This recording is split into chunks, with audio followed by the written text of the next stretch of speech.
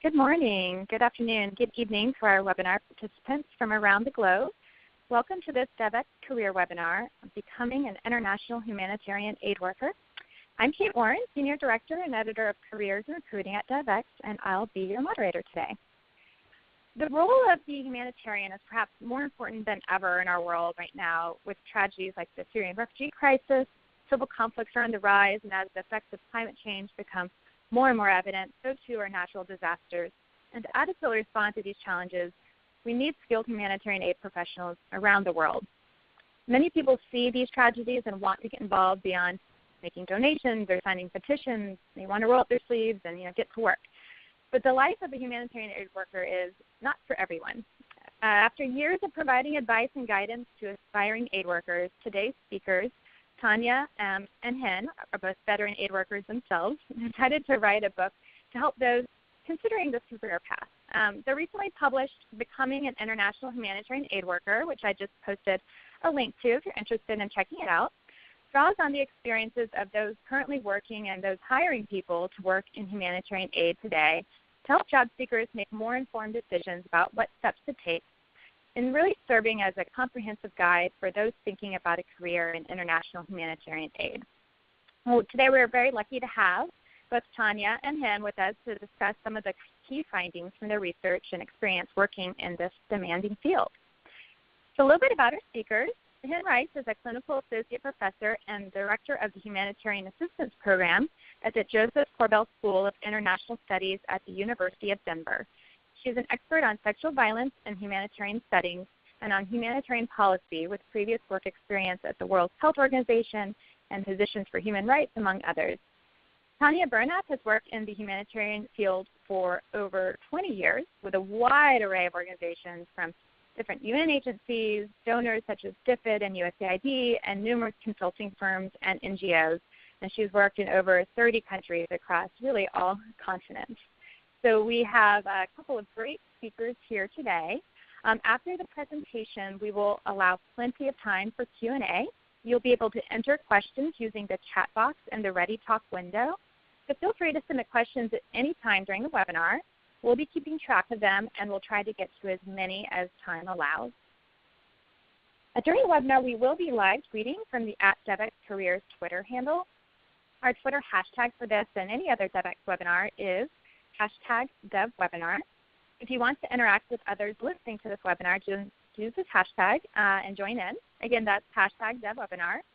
We'll look out for your tweets and retweet them. You can also tweet your questions to us too if you prefer. Great. Without further ado, I'd like to kick it off and hand it over to Hen, who will be starting off the presentation, and Tanya. Again, if you have any questions, please submit them, and we'll get to them after their presentation. Thank you guys so much for joining us, Hen. Thank you very much for having us on behalf of me and Tanya. So what we're going to do is briefly go through some important factors about the book. Who is it for? We're going to talk about why this book now. We're going to talk about what research we did for the book. And then we're going to talk about some of the features of the book that make it very useful to those looking to enter the humanitarian field, and go through what's in the book itself and some key tips. We're hoping not to go too long with the presentation because I'm sure that those of you who are listening are full of questions and are looking for some more concrete advice. So I'll start by talking about who the book is for. And our answer is it's really for everyone who has an interest in humanitarian work. It's for people who are students, whether they're undergraduate or graduate students. It's for those that are looking for jobs, either as new job seekers seeking to enter the working world, or for those looking to transition from another sector into the humanitarian aid work area. It's also for those that are that have to give advice to those who are seeking jobs or seeking to enter this field of work. And that would be people like academic advisors at universities and colleges. And then we also think that this book is useful for those who are currently working in the humanitarian aid world, who, like all of us who've who are working or have worked in this field are constantly getting questions about how do I get in, how do I get this job, how do I position myself to be successful in my job search. And so this book, as we'll talk about shortly, is very useful for them as well. So really this book is for everyone who's got some interest or some engagement with the world of either seeking a job or advising those who do. So why this book now is an important question. Sorry, jumped ahead too far, sorry. Humanitarian work is, just like our world, is changing constantly. Over the past couple of decades, which is when Tanya and I had started working in this field, there have been enormous, enormous changes, not just to the context and types of crises that humanitarian aid workers are working in, but also to the way that organizations do their work individually and collectively. And so the changes mean that it's really important to keep up to date with what's happening in order to understand where you as somebody who wants to work in this field can fit in. And it also means that the ways in which people used to get jobs may no longer be appropriate. So for example, you'll often, in books written by veteran aid workers who started working in the 70s, you'll see that they just sort of, got on a motorcycle and rode out somewhere into a war zone and then started working. That's not necessarily an advisable approach these days. And the system looks for different things than it used to. But despite that, the development of the system, there's still no clear pathway. It's not as obvious as get this degree, do this thing, and then get the job, or get this job and then get promoted into the next level. There's no clear path.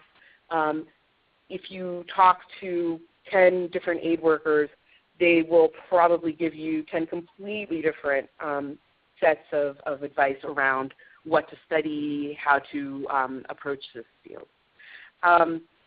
Another thing that we notice from our own experience as those who speak to people who are seeking jobs, and with me especially now in my role as a director of an academic program in this area, is that people are always asking us questions about how do I get in, right?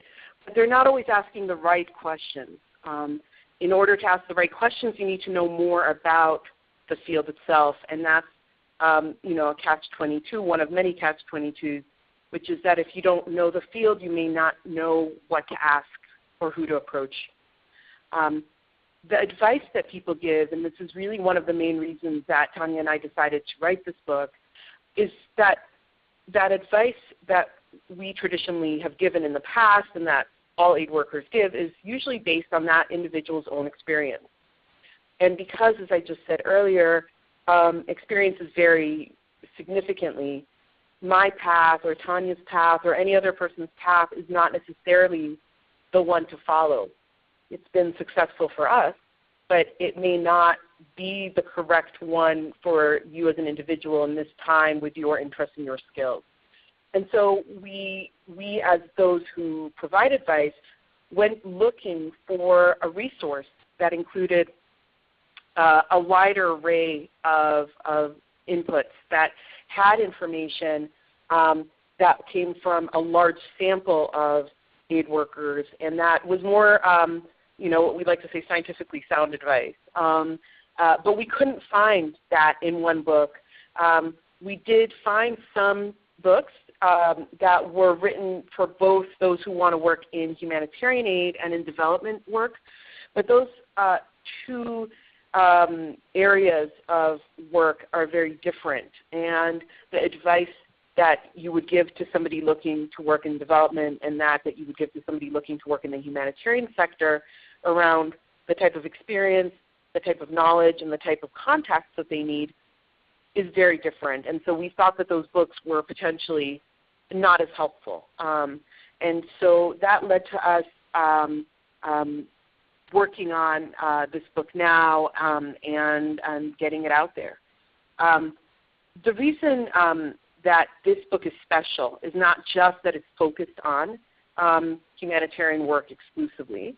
It's also a book that tried to research not just one perspective, but multiple perspectives, and to triangulate several sources of information. It took us about a year to research and write this book together with a number of student assistants. We conducted about 60 interviews with humanitarian professionals, advisors, and human resource professionals that are working in humanitarian agencies right now and are recruiting people. And we did that to get a perspective of what are they looking for when they're looking to hire people, or when they're advising people, or for the interviews with professionals, both in what they're looking for when they're part of a recruitment process, but also what their experience has taught them about what's important. We also had an online survey for aid workers because we knew we could not interview the numbers that we wanted to just because of time. And so we did an online survey, and we had over 500 responses of humanitarian aid workers that provided us with information about what they found valuable and not valuable in preparing for this work. We triangulated the information that we got from aid workers and human resource professionals about what was important with an analysis of job postings on ReliefWeb. And I hope most of you are familiar with ReliefWeb. It's one of the primary places where humanitarian information and humanitarian jobs are posted. It's not the only job board. Obviously, DevEx is also a great resource. But we analyzed the job posts on ReliefWeb. Over a 9-month period, we looked at every single posting to try to do an analysis of what were the most sought after skill sets, academic degrees, and experiences. And then we also did some focus group discussions with prospective job seekers in order to understand from them what they found to be the most challenging in their job search. And this helped us guide our data collection. So now I'm going to hand it over to Tanya, who's going to talk a little bit about what makes the book useful and user-friendly, and some of the content of the book and top tips. Great. Thank you so much, Hen. So the book is, as you mentioned, it's user-friendly. It's very concise. It's actually not very long. It's about a little over 150 pages, if that. And so it's very concise, kind of gets very much to the point. The way that it's structured is that it includes stories and examples from real people. As Hen mentioned, we interviewed quite a number of people, and we really included a lot of their stories in the actual book, because that obviously makes it very rich, and you get to read about other people's real life examples. And in each chapter, and I'll go over that in a minute, they're structured in a similar way, and and there's references, sort of book references and other kinds of references there. There's top tips for each one, and then there's different activities to help you to really engage the reader, so that they can take even more from the chapter, so that you sort of are actively, an active participant in the book once you read it, and in each chapter. And you can read the book as a whole or by chapters, as relevant to yourself, to what you're interested in. But we do recommend that you read the whole book, and then it's easy to go back to look at it more extensively, the chapter that you're focused on in the moment. So what's covered in the book? So the book, there's a total of 9 chapters, and they're divided into 3 parts. The first part really focuses on and gives you a good background in the humanitarian aid sector itself, all the types of organizations, whether they're United Nations or NGOs or donors or others, and the kinds of jobs that are there, and really the wide array of jobs that are possible. And then we also talk about the reality of working in aid, because we really want people to think through, what we're talking about here. And we really focus in that chapter on, in that section, on the field-based jobs, so working in the field in humanitarian aid.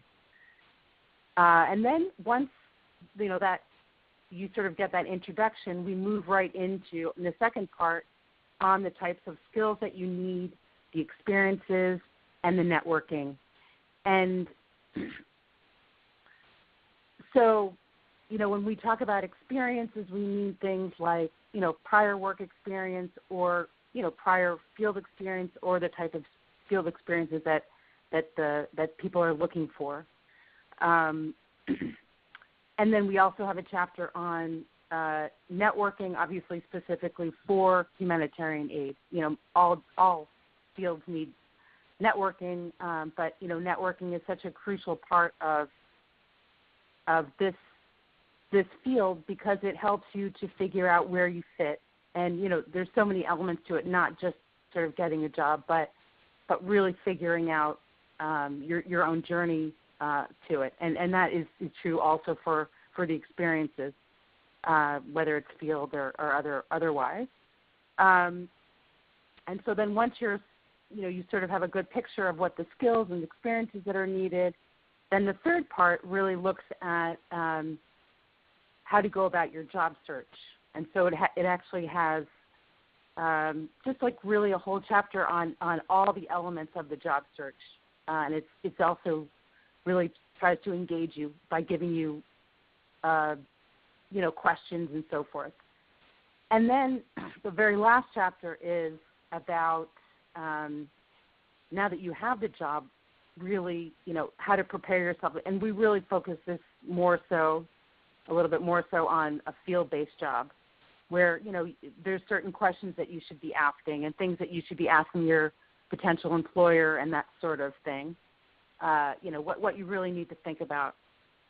And that's kind of where the book ends. But so that's really what's covered.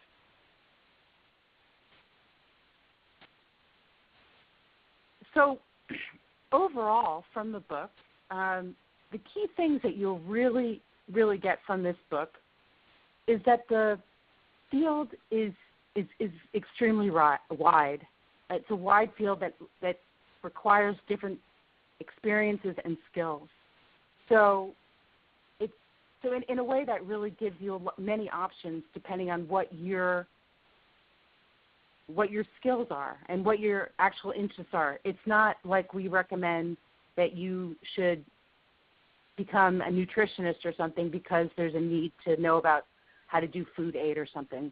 We really talk about in the book is looking at yourself and saying, what am I interested in, and how can I do what I want to do and engage with this field? So it really gives you a good picture on that. We also highlight that humanitarian aid, a career in humanitarian, is a major life choice.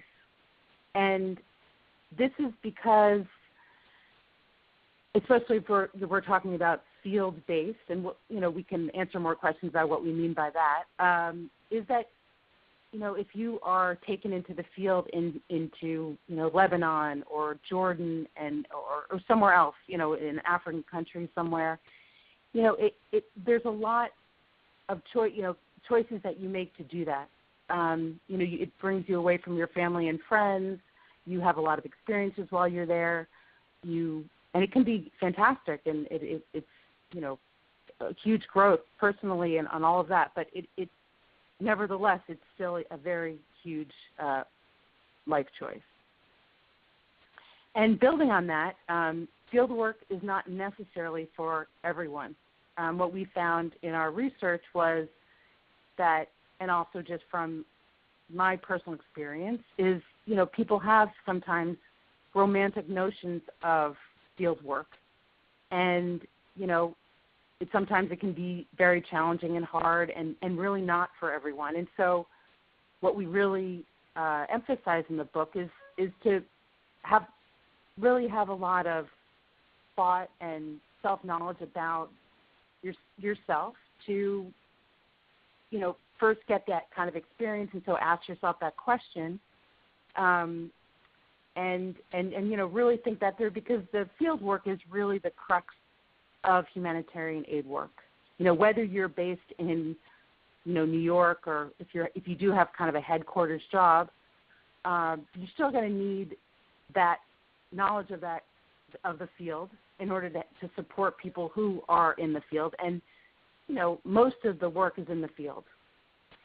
So again, and field experience is important not only to get the job itself, but also, as I mentioned, to be self-reflective on whether this is something that you really feel like you want to do. We talk about the fact that soft skills are key, things like flexibility, and as I mentioned earlier, the self-knowledge, being adaptable, you're working in difficult environments with a wide array of people, and just these skills are critical. And we also talk about that it's important to have concrete skills, whether they're project management or, a while back, when I started 20 years ago, you could kind of enter the field with good intentions, and then you'd sort of learn along the way. You'd learn skills along the way. That doesn't apply so much anymore. It doesn't, as Hen mentioned earlier, things have really changed in what it's a field that needs people who have concrete skills to bring.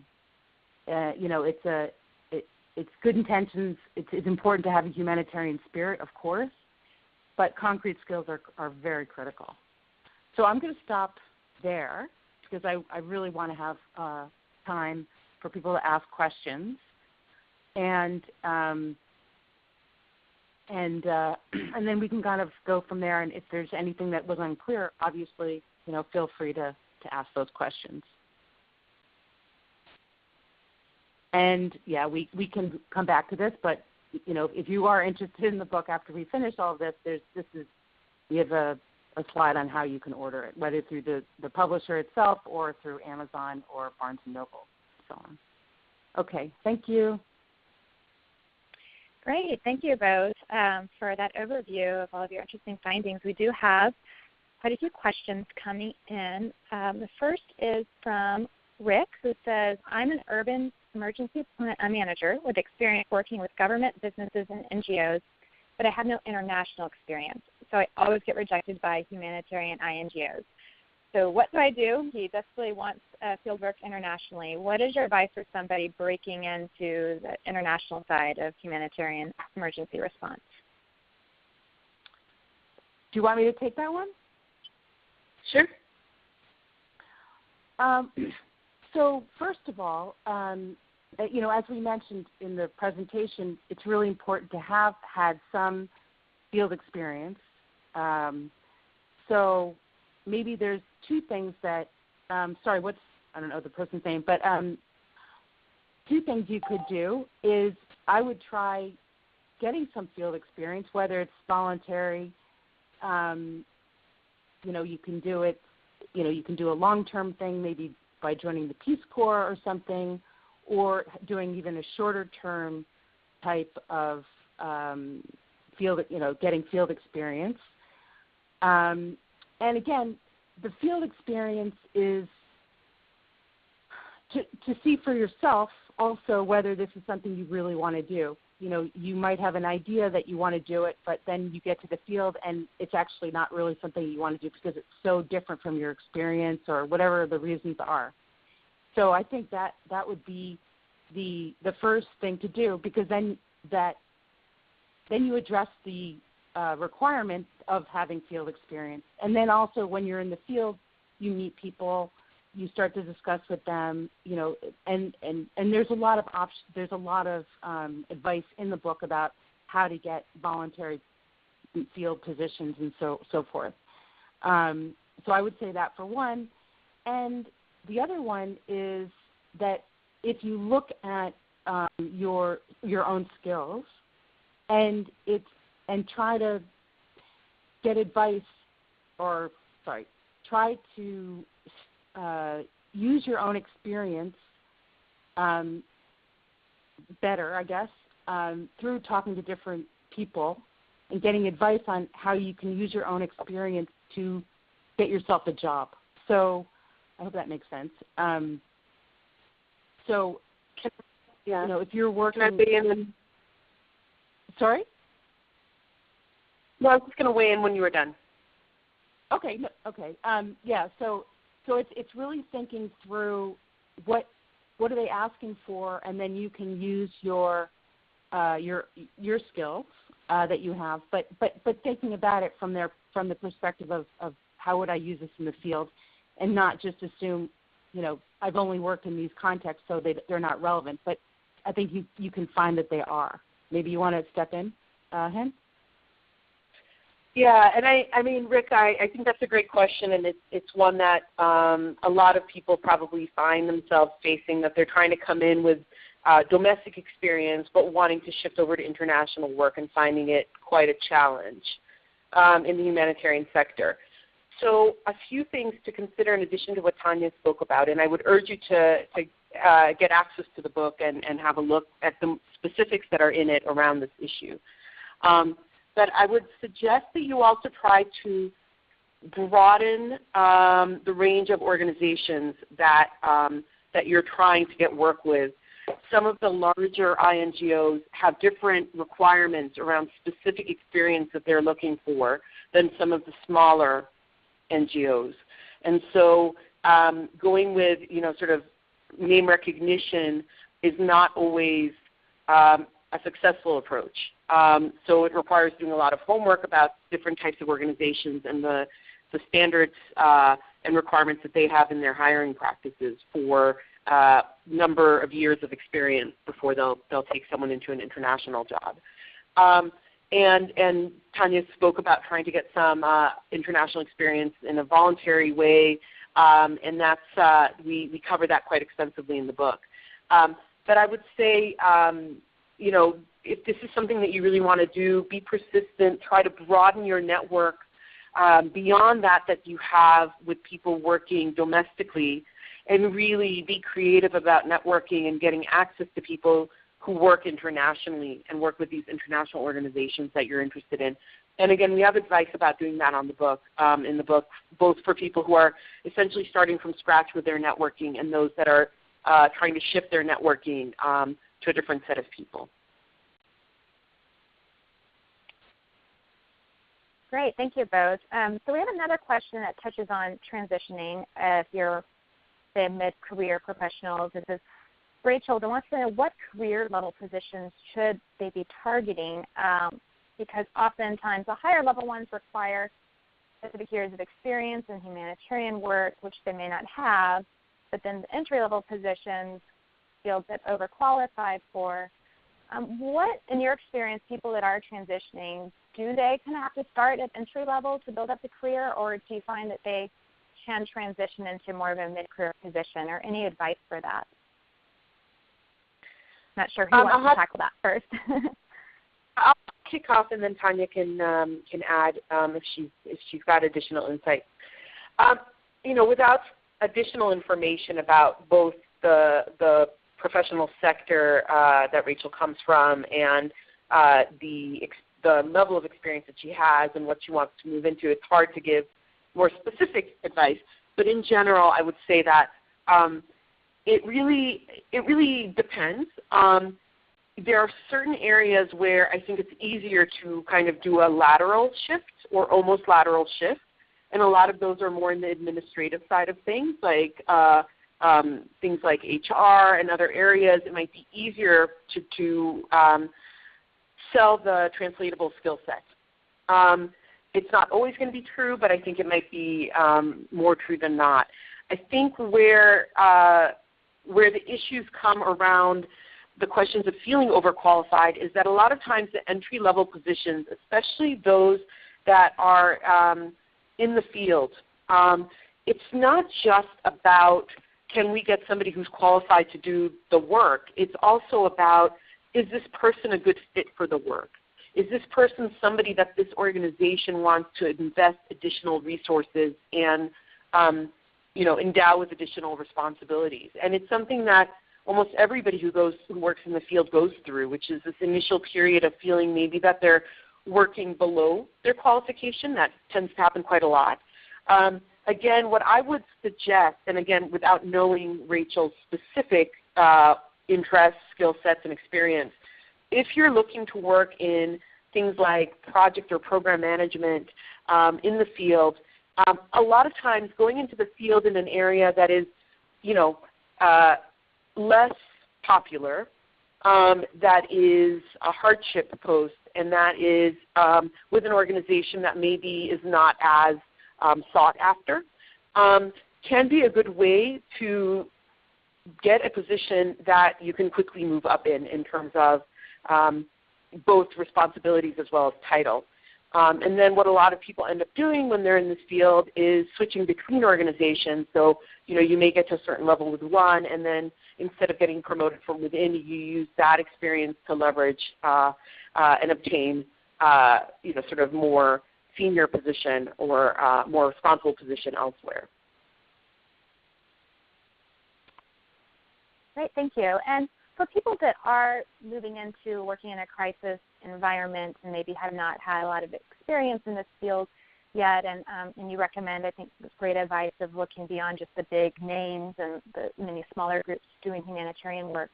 What due diligence should professionals take in making sure that the organization they're working with will provide appropriate, security, wellness for what is a very, physically and often emotionally dangerous or challenging type of job? Any advice on what questions they should ask or what they should look for employers and making sure they're going to be in a supportive environment? So, yeah, this is definitely discussed in the book in the last chapter. I think part of the networking for any individual in the field is to share with their network, the organization, especially if it's not as well known, to find out as much as they can about it. But there's also in the book we have lists of questions and what a person should ask who is offered a job, but people can also apply that even before they're offered a job. So I really urge people to get the book to see the last chapter. And a lot of those questions are answered in there, things about getting mental health support, what's the policy on sexual abuse, and, violence with the organization. So it really does cover a lot of these questions. So, if you've read through the book, and even before you would have gotten a job, but you would see what's important to look for. And certainly on security, these are really critical questions to ask to find out more about how the organization does deal with security. If they work within sort of a UN security operation in the field, in the country that they're working in, what their record is, and looking at a lot of those issues. We definitely urge that, and you can also do that through your networks, and you can ask the organization specifically, and we definitely urge that. Great, thank you so much. So Debbie says that she's transitioning from for-profit to nonprofit work, and in her networking, a lot of the nonprofit individuals are saying that a lot of the on-the-ground field work is now being done more at the local level with people from that country. And want to know, what are your thoughts or observations on this as far as opportunities for people to work internationally versus humanitarians coming from the local country where the operations are being done?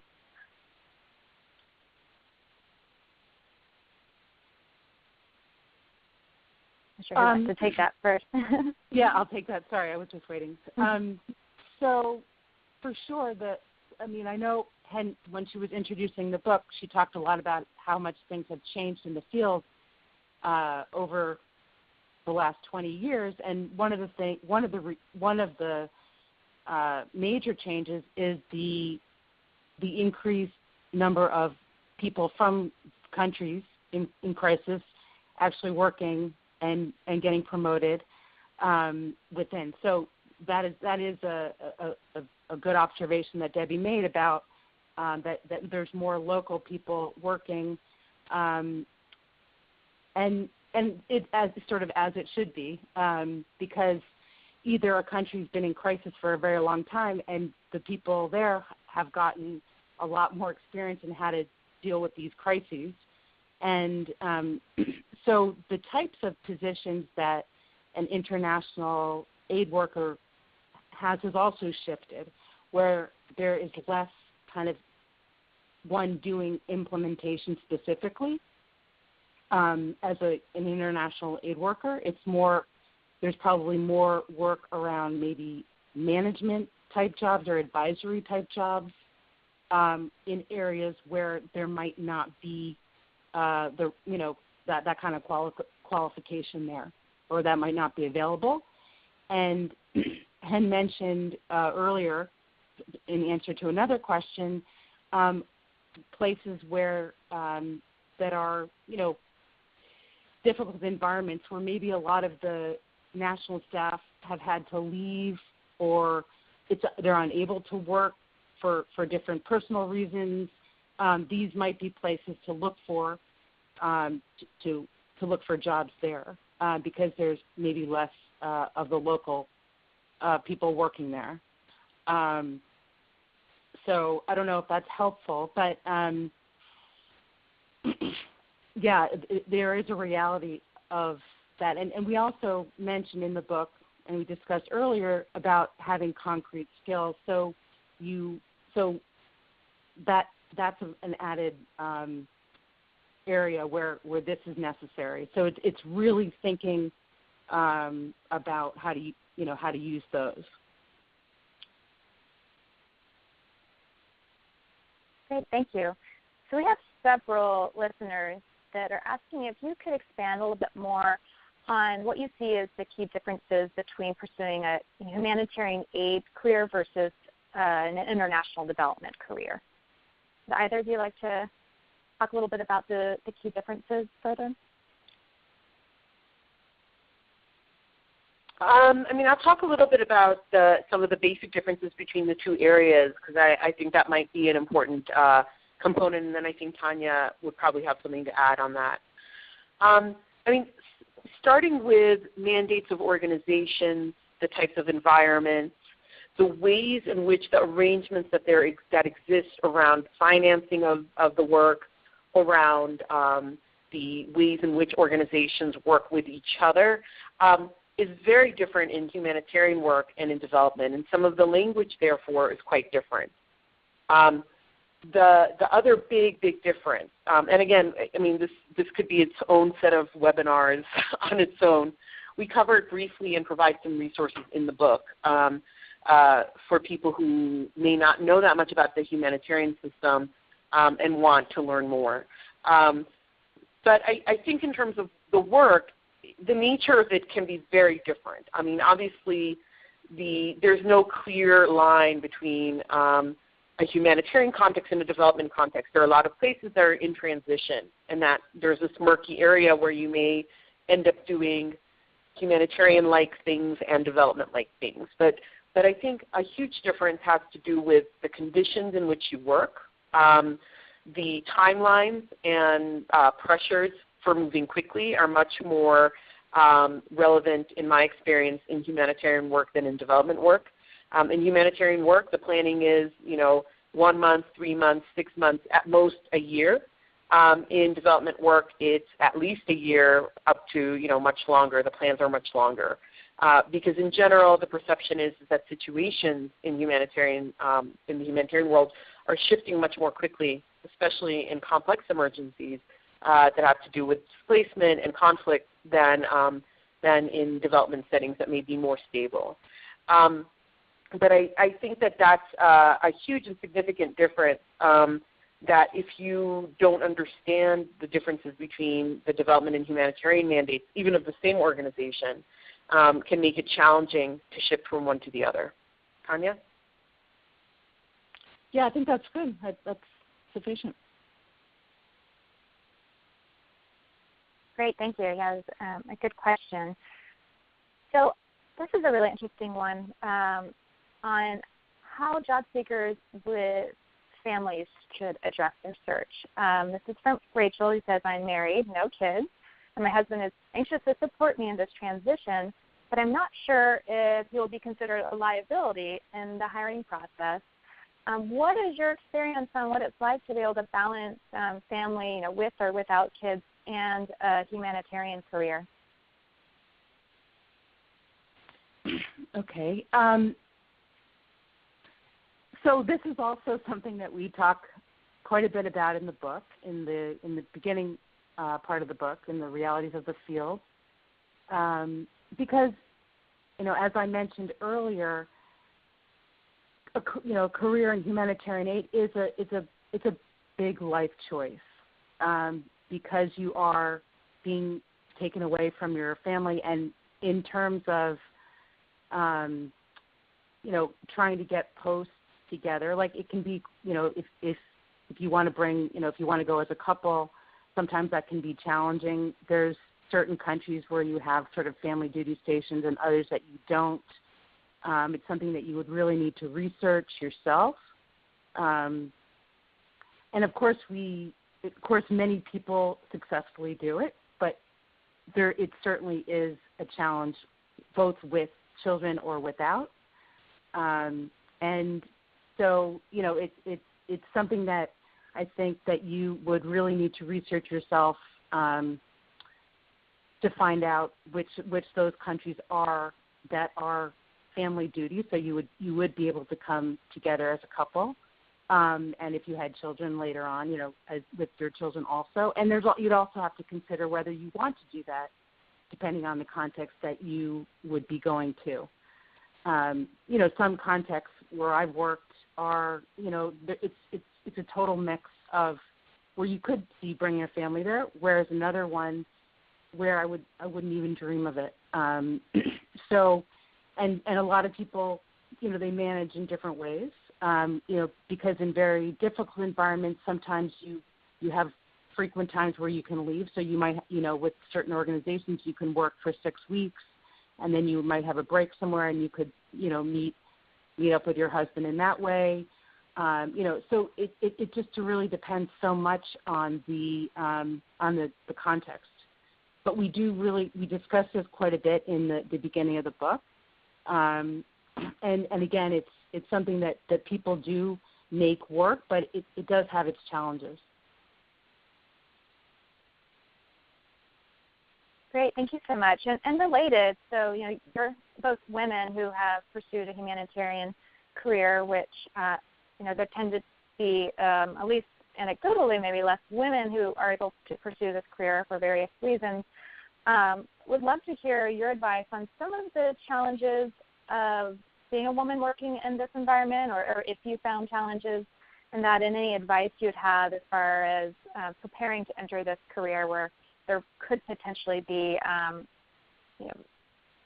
potential additional dangers or biases because of your gender. Any thoughts on that?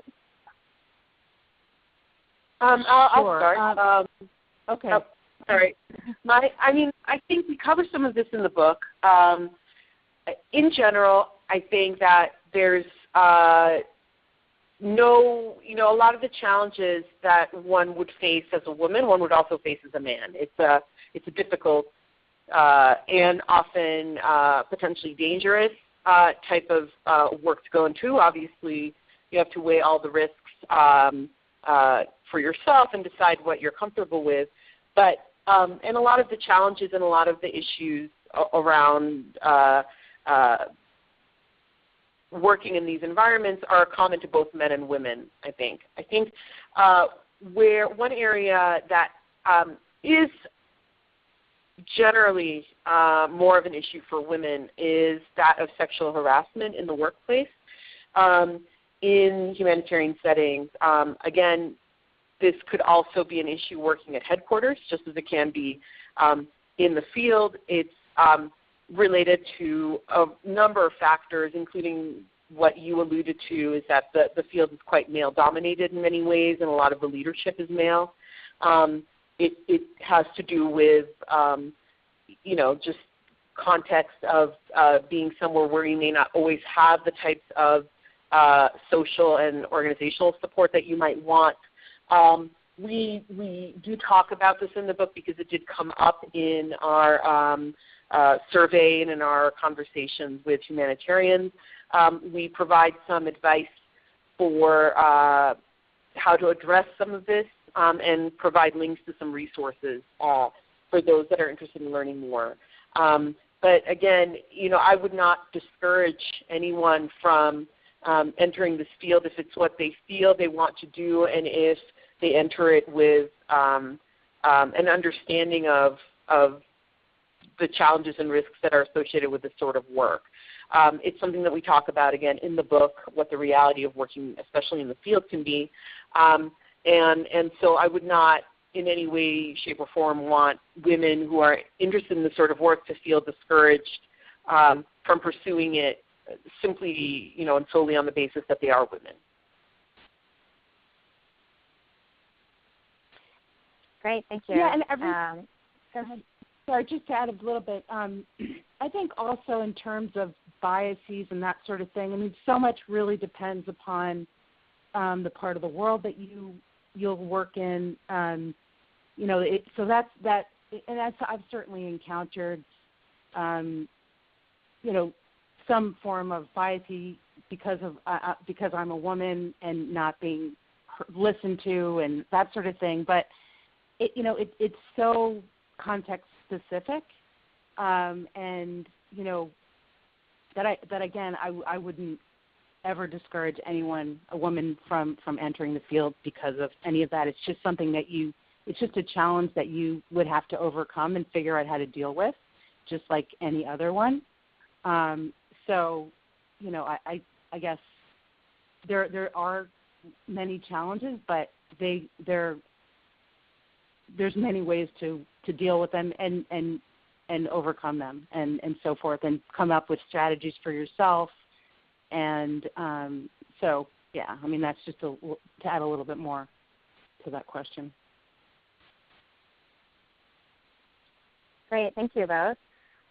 So you talked about some of the realities of humanitarian work that people might not realize, if they can enter with it, maybe romanticized notions of what the work is. Could you maybe share on a couple of what some of those realities might be that people might not expect, or what maybe people think won't be challenges but you've found through your research end up being more challenging than they expected when entering the career? Sure, I could start with that.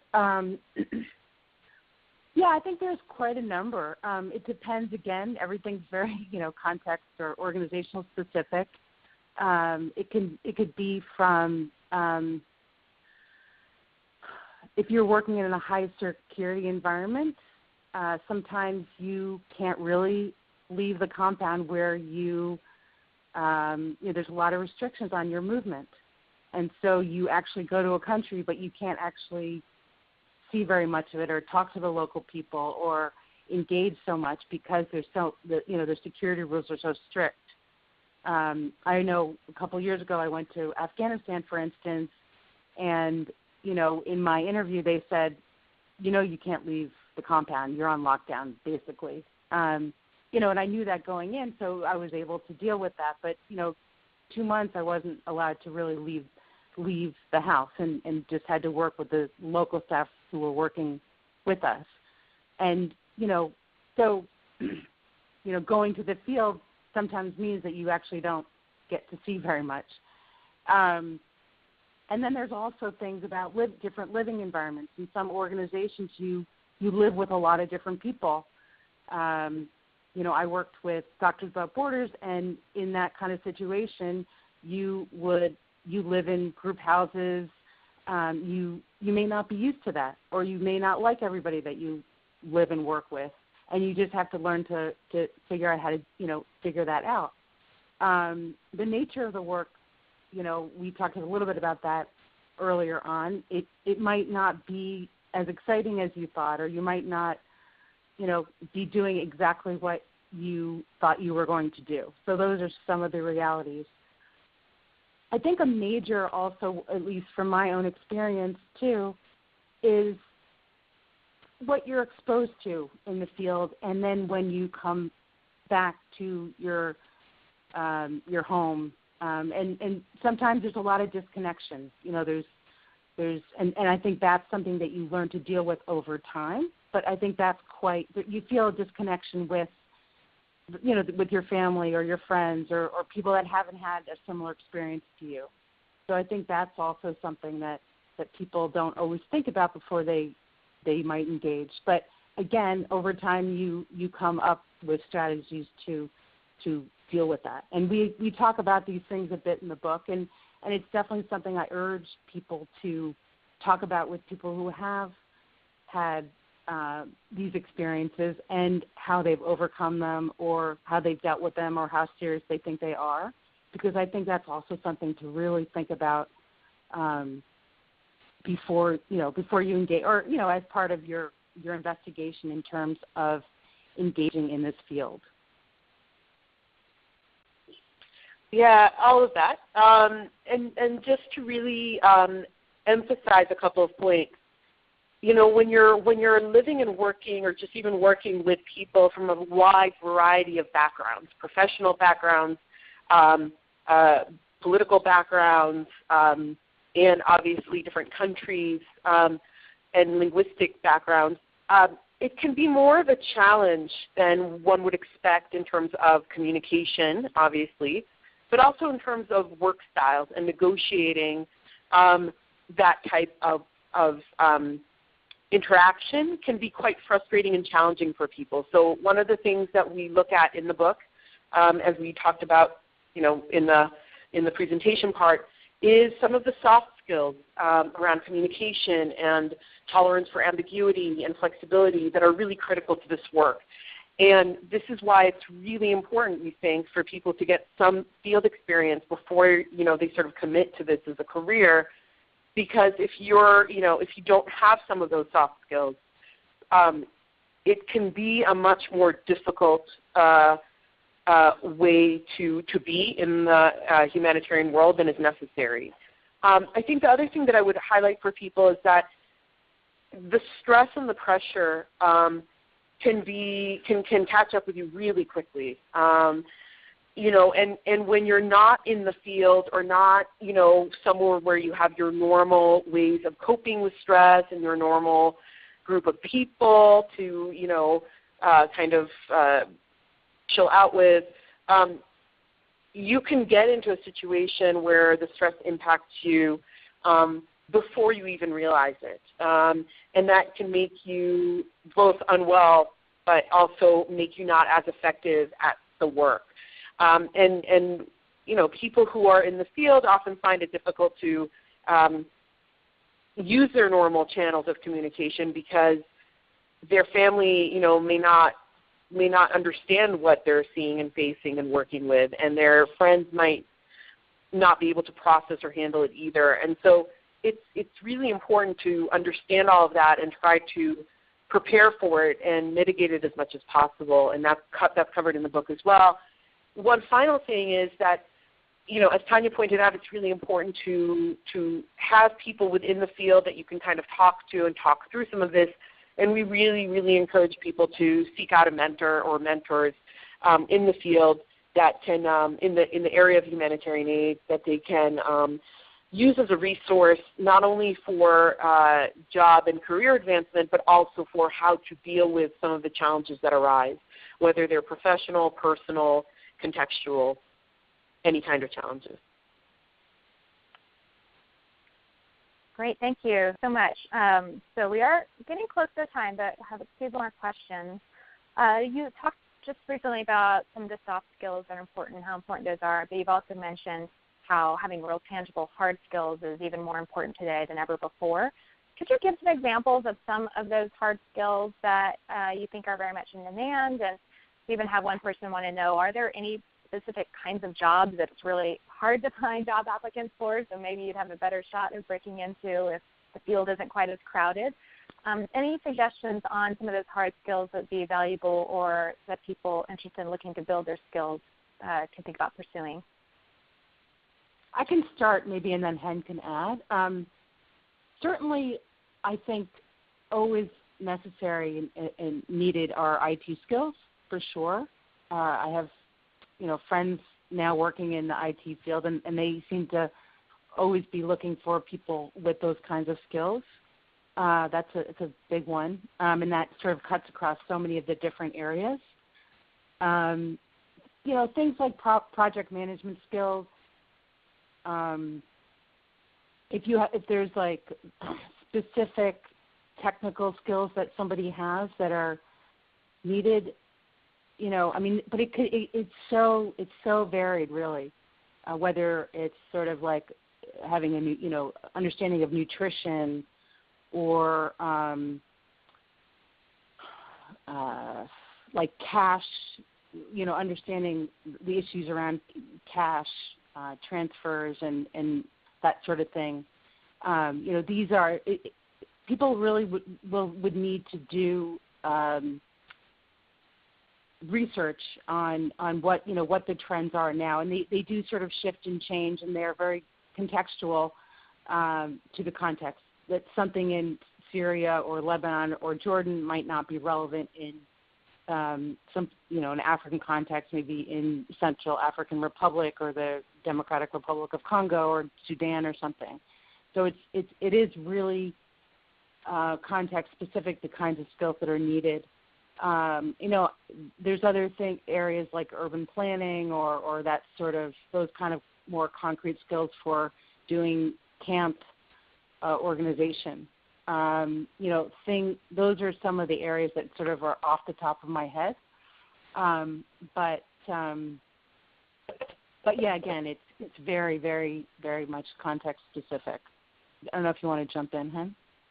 Yeah, and in the book we talk about some of the generalist skills that are, we found that are quite sought after through both looking at the job postings and also from hearing from people who are in the hiring phase of their careers, meaning their managers or their HR staff. And some of those have to do with things like, as Tanya said, management, project management. There's also, writing skills are really important. And, the reason that it's necessary, and you can, again, look at the book and get more of those in there. The reason that it's important to have those is often self-evident, but what's really critical then for you as a job seeker is to be able to demonstrate that you have those skills, right? It's not enough to say, I have writing skills, I have management skills. You have to be able to point to something in your experience that says, and here is how I applied that, right? I managed this program or this project. I managed people. I managed resources. And being able to point to those skills in a concrete way is really critical, and we talk again about that in the book. The other area of skills has much more to do, I think, with what you want to do in your career, right? There are people who want to be water and sanitation engineers, and the skill set that's required for that type of role is going to be very different than the skill set for somebody who wants to manage a program that provides psychosocial support to gender-based violence survivors. And it's important for you, if you know what you're interested in, whether it's a specific sector or even if it's a cross-cutting type of job, like I'm interested in monitoring and evaluation or communications. Those are specific areas that you would then need to, through your network and through your research, figure out the specific skill sets that are in demand. So we think that people should have a good package of both generalist and niche skill sets that would really make them strong candidates. This is something that we heard from HR people and others who are in the hiring mode. And the job postings tend to reflect that as well. Great. Thank you both. Well, we have come to the hour, so I'm afraid that we've come to the end of our scheduled time for this webinar, but thank you so much for joining us today. We really hope you enjoyed the conversation and got a lot out of it. If we were not able to answer your question today, please tweet us at DevEx Careers, and we will try to point you to some resources. And make sure you also check out all of the career advice available on devex.com, where you can find tips and insider advice to guide you each step of the way as you figure out the next step of your career. If you want to watch this webinar again, we will be emailing it to you next week and posting it on the devex.com website, so look out for that in the near future. Again, but thank you to Tanya and him for taking the time to speak with us today. And on behalf of DevX, I'd like to thank you all for joining us and hope you'll join us for our next online event. Thank you, everyone.